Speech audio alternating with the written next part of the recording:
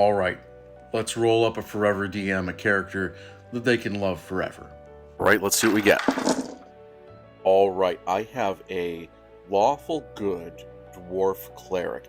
You come from a mountainous region to the east, and boy, you're pretty poor. I'm curious why that is in your backstory there. You are an outlander as far as your background goes, and you're just a little guy, and I don't mean that because you're a dwarf. I mean you're pretty young, about medium size with brown eyes, and you have a distinguishing feature on your nose. You are really happy-go-lucky. You're joking around most of the time, but in a tight situation under pressure, you get pretty angry. The beast comes out. I don't know if you are a fool of a took, but you're a little on the loud side, and you carry with you a mace, or it should be a mace. It has the handle and the chain, but there's no big spiky ball on the end of it. But you carry it with you nonetheless, and you are on a quest for redemption. All right, let's get you some stats.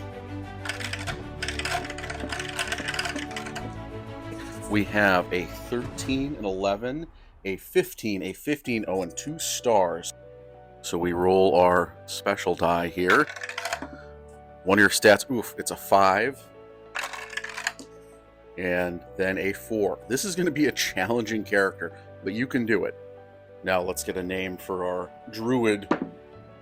Ravric Stonemoss. The dice have done most of the work for me. We got a youthful character who is also kind of an outlander, very poor, and I think I have an answer for that, including your redemption quest. Ravric, you grew up in this mountain community of dwarves, and the culture there is very aggressive, very warlike. Let's say the resources were quite limited, so the village grew up around raiding other areas for their resources. So war and fighting is a big part of your people's culture, and you were raised in that. In fact, you were the chief's son. But your uncle was very jealous of your father, and when it came time for your test, your proving coming of age fight, where you had the family mace out in the arena, he sabotaged that mace, and he knew your fighting style. He knew you would begin with a swing up. He weakened that top link, sending the spiked ball, the mace, hurtling up into the crowds, unfortunately striking your father and unaliving him. No one else knows of your uncle's treachery, so you are the only guilty party here, using too much power in your swing. Perhaps it was an intended hit on your father. Either way, you are chased out of the community, and you are very poor. You are roaming the wilderness with nowhere else to go because of that, just like the dice rolled. When you are in the company of friends, you are very joyous and boastful, and someone who jokes around, but that is often to cover up the darkness and sadness of this past event.